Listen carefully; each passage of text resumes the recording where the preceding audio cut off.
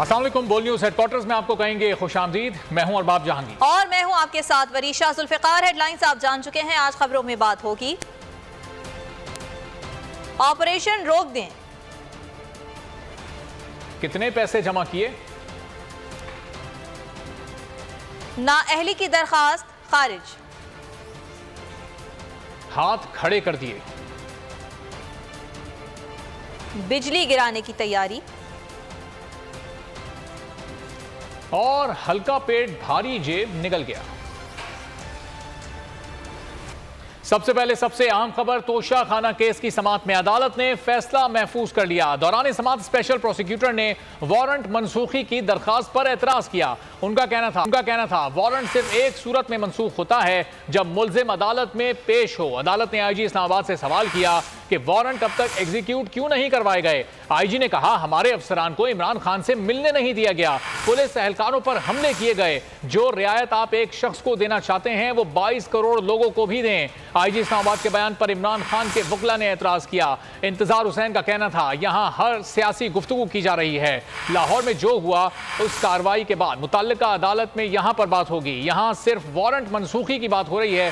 मजीद समाअत में क्या कार्रवाई हुई जानेंगे। बोल न्यूज़ के नुमाइंदे मोहम्मद आलीजा हमारे साथ मौजूद हैं। आलीजा, फैसला महफूज हो गया, कब सुनाया जाएगा, क्या कार्रवाई हुई आज की समाअत में? जी बिल्कुल, नहायत अहम केस की समाअत थी। आज 2:30 बजे वक्फे के बाद जब समाअत दोबारा शुरू हुई तो इलेक्शन कमीशन के वकील अदालत के रूबरू पेश हुए। उससे कबल आईजी इस्लामाबाद भी अदालत के रूबरू पेश हुए और अदालत की जानिब से आईजी पंजाब से इस्तफसार किया गया कि आपने वारंट अब तक क्यों एग्जीक्यूट से। उनको बताया गया कि पुलिस अफसरान के ऊपर तशद्दुद किया गया। हमारे जो डीआईजी हैं वो 2 हफ्ते के लिए बेड से नहीं उठ सकते।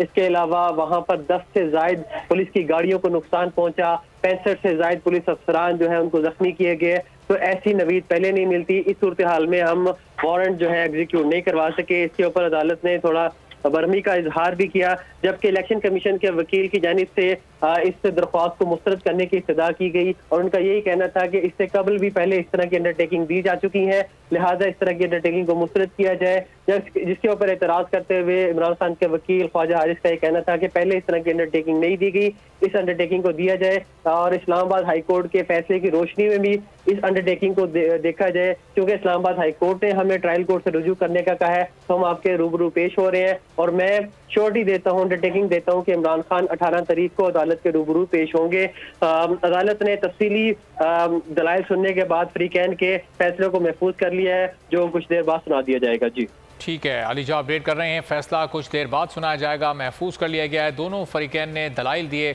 और उसके बाद अदालत की जानिब से ये फैसला महफूज किया गया। पूछा गया अदालत की जानिब से कि अब तक वारंट को एग्जीक्यूट क्यों नहीं करवाया गया, जिस पर पुलिस की जानिब से बताया गया कि उन्हें मुल्जिम से मिलने नहीं दिया जा रहा।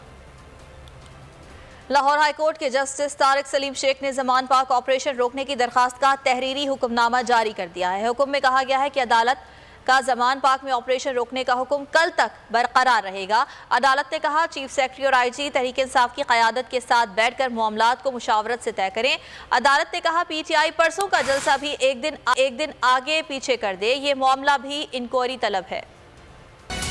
जमान पाक का मुहासरा और हुकूमती तशद्दुद। लाहौर हाई कोर्ट में पीटीआई की फरियाद की समाअत।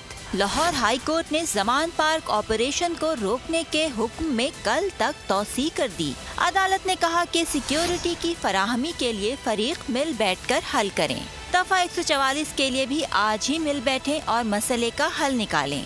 अदालत ने पीटीआई से कहा कि जल्द से जुलूस निकालना आपका हक है। परसों भी आपकी रैली है, इसे एक दिन आगे पीछे कर लें। कानून के मुताबिक 15 दिन का एडवांस प्लान दें। आईजी पंजाब का मौक़िफ़ था कि हम नहीं समझते कि शहर का कोई भी इलाका नो गो एरिया होना चाहिए। अदालत ने कहा कि हम किसी एक पार्टी की बात नहीं कर रहे, सबका रवैया एक जैसा है। ये मामला इंक्वायरी तलब है कि दोनों तरफ से मामले में बदनीयती शामिल थी या नहीं। अदालत ने समाअत कल 11 बजे तक मुलतवी कर दी। सुप्रीम कोर्ट ने नैब से रिकवर की गई रकम की तफसीलात मांग ली। अदालत ने नैब से इस्तफसार किया कि अब तक कितनी रिकवरी हुई और पैसा कहाँ गया, किस सूबे और वफाकी हुकूमत को कितना पैसा जमा कराया, तमाम तफसीलात जमा कराई जाएं। जस्टिस एजाजुल एहसन ने कहा, नैब तरामीम ने कानून का दायरा बढ़ाने के बजाय महदूद कर दिया है। नैब तरामीम के मुताबिक बेनामी की माली अदायगी का सबूत भी नैब ने देना है। बेनामी और आमदन से जायद असासे साबित करना भी नैब की जिम्मेदारी है। प्रोसिक्यूशन किसी सूरत बेनामी प्रॉपर्टीज को साबित नहीं कर सकती जब तक मुतासरा फरीक सबूत ना दे। और इस्लामाबाद हाईकोर्ट ने FIA को बोल न्यूज़ के ब्यूरो चीफ सिद्दीक जान को हिरासत करने से रोक दिया। DG FIA को नोटिस जारी करके जवाब तलब कर लिया। चीफ जस्टिस आमिर फारूक ने कहा कि सिद्दीक जान के खिलाफ कोई इंक्वायरी या मुकदमा ज़ेर इल्तिवा है तो जवाब दें। इस्लामाबाद हाईकोर्ट ने सिद्दीक जान को हिरासा करने से रोक दिया। DG FIA को नोटिस जारी करके जवाब तलब। इस्लामाबाद हाईकोर्ट में FIA नोटिस के खिलाफ बोल न्यूज़ के ब्यूरो चीफ सिद्दीक जान की दरख्वास्त की समाअत हुई। सिद्दीक जान अपने वकील मियां अली अशफाक के साथ अदालत में पेश हुए। वकील ने बताया कि खबरें ज़ेरे गर्दिश कर रही हैं कि पुलिस या FIA सिद्दीक जान को गिरफ्तार करना चाहते हैं। सिद्दीक जान ने अदालत के सामने सरेंडर किया है। अदालत तफसीलात तलब करे। अदालत ने DG FIA को नोटिस जारी करके जवाब तलब कर लिया। चीफ जस्टिस आमिर फारूक ने कहा कि सिद्दीक जान के खिलाफ कोई इंक्वायरी या मुकदमा ज़ेर इल्तिवा है तो जवाब दें। अदालत ने FIA को बोल न्यूज़ के ब्यूरो चीफ सिद्दीक जान को हिरासा करने से रोक दिया। खबरों में आगे आप देख सकेंगे, मरियम की हसरत क्या और झाड़ू किसने फेरी। गवर्नर खैबर पख्तूनख्वा हाजी गुलाम अली का कहना है कि इंतखाबात के हवाले से सूबाई हुकूमत की सिक्योरिटी खदशात से इलेक्शन कमीशन को आगाह किया है। तहरीक इंसाफ के MNAs मुझे कहते हैं एक साथ इलेक्शन करवाएं। इलेक्शन कमीशन खुद कहता है इन हालात में इंतखाबात मुमकिन नहीं। मीडिया से गुफ्तगू में उनका कहना था ज़मान पाक में जो हो रहा है मुल्क की बदनामी का सबब बन रहा है।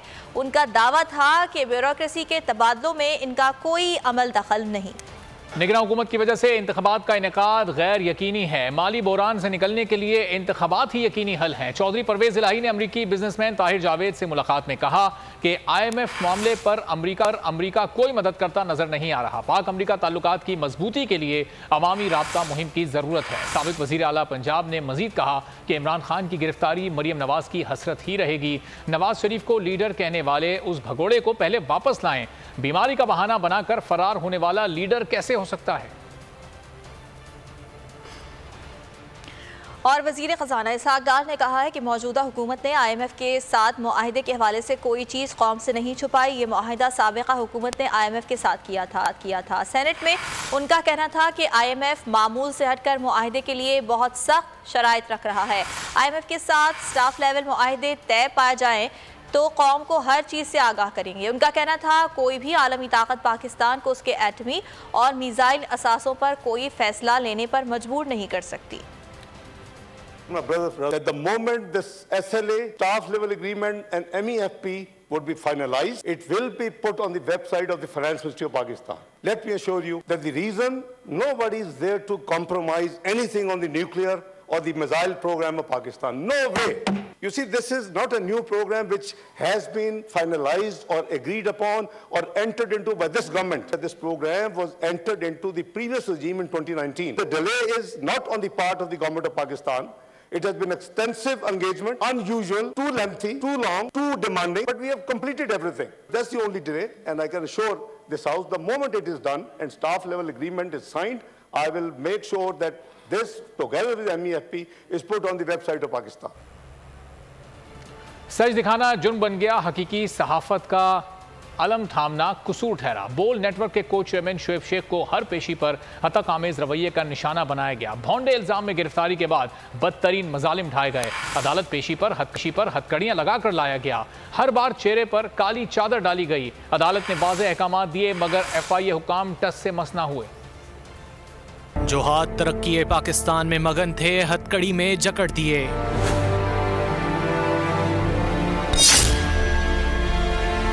अदालती अहकामात की सरेआम धज्जियां उड़ा दी गईं। उम्मीद पाकिस्तान का चेहरा काली चादर में छुपा दिया। उफ क्या जुल्म। पहले भोंडे इल्जाम में गिरफ्तारी, फिर इंसानी हुकूक की बार बार पामाली। बोल न्यूज के को चेयरमैन शुएब शेख को हर पेशी पर हत्या आमेज रवैये का निशाना बनाया गया। उफ क्या जुल्म। शुएब शेख को पहली बार अदालत लाया गया। हाथ हथकड़ियों में बंधे थे, चेहरे पर चादर डाल दी गई थी। FIA ने मुहिब्बे वतन शख्स से दहशतगर्दों जैसा सलूक रवा रखा।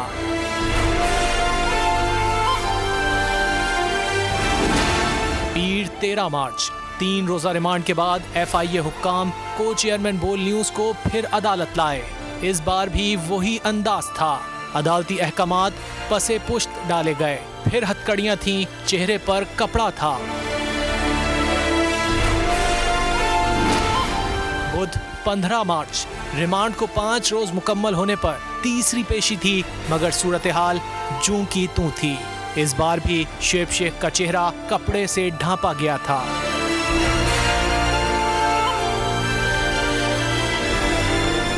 वतन अजीज का मुस्बत चेहरा दिखाना शुएब शेख का मिशन है। हकीकी सहाफत का अलम बुलंद रखना उनका अज़्म है।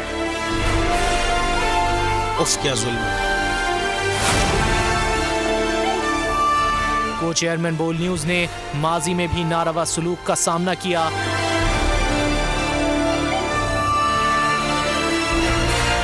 तौहीन, तजलील और तज़हीक के लिए क्या क्या ओछे हथकंडे इख्तियार किए गए, मगर कोई जुल्म, कोई जबर शुएब शेख के अज़्म को मुतज़लज़ल ना कर सका। उफ क्या जुल्म। ना पहले झुके थे, ना अब झुकेंगे। हकीकी सहाफत का अलम बुलंद करते रहेंगे।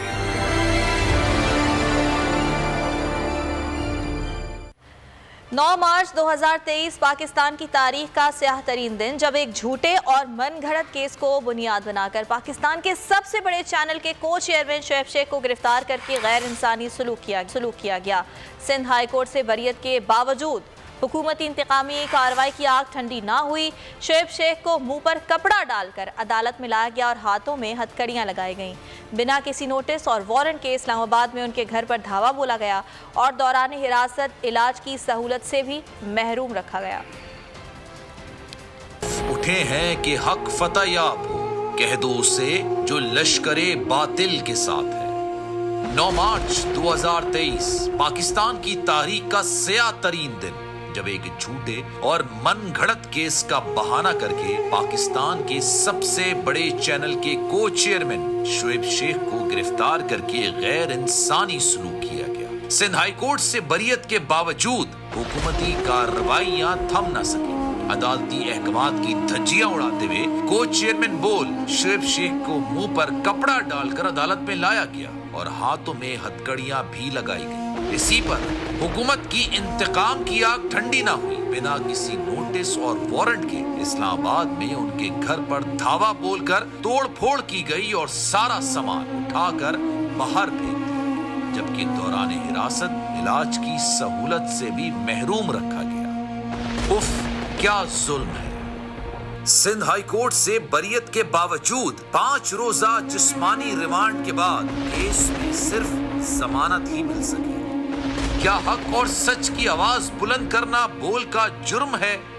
ना कोई फिरौन झुका सका, ना कोई कारून खरीद सका।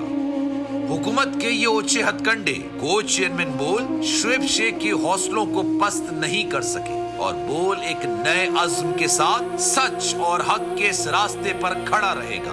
बोल इंसाफ की बालादस्ती के लिए पुरअज़्म।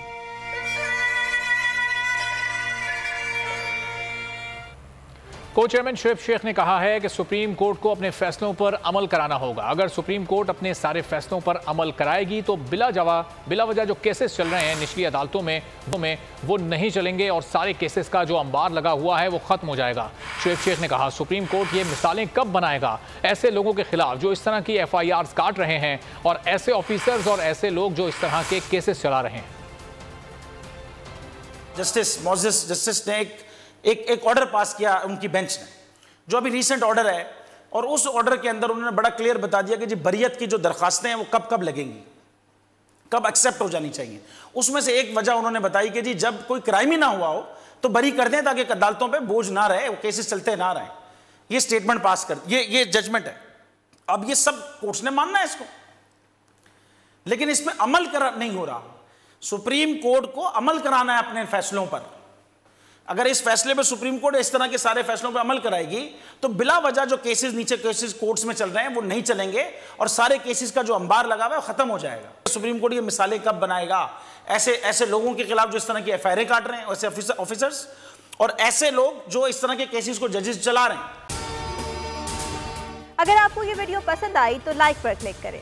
को चेयरमैन बोल शोएब शेख के खिलाफ मनगढ़ंत, झूठा और बेबुनियाद केस। हुकूमत इंतकामी कार्रवाइयों पर उतर आई। रिश्वत देने के झूठे इल्जाम के पीछे असल हकायक बोल ले आया अवाम के सामने। सिंध हाई कोर्ट की जानिब से 10 मार्च को एग्जैक्ट केस में बरियत का फैसला भी दे दिया गया, जो रिश्वत के इस इल्जाम को झूठा और बेबुनियाद साबित करने के लिए काफी है। सवाल ये उठता है, न रिश्वत लेने वाला न देने वाला मौजूद, तो फिर ये मुकदमा क्या है? गुज़िश्ता 5 सालों में ना तो कोई गवाह पेश हुआ और ना ही कोई सबूत सामने आया, जबकि कोई इंक्वायरी अमल में नहीं लाई गई। जब मुल्जिमान से कोई तहकीकात नहीं की गई, कुछ साबित नहीं हुआ, तो फिर ये मुकदमा क्या है? इससे कबल केस की इंक्वायरी कमेटी के सामने खुद जज कादिर मेमन ने रिश्वत के इल्जाम की तरदीद की थी और कमेटी को तहरीरी तौर पर आगाह भी किया था। इस झूठे और बेबुनियाद केस की कानूनन कोई हैसियत नहीं। सिंध हाई कोर्ट इस मुकदमे में शोएब शेख को बरी कर चुकी है, तो फिर इस नाम नेहाद इल्जाम की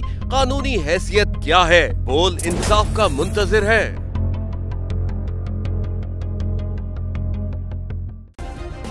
सब्सक्राइब करें और बेल दबाएं ताकि कोई खबर रह न जाए।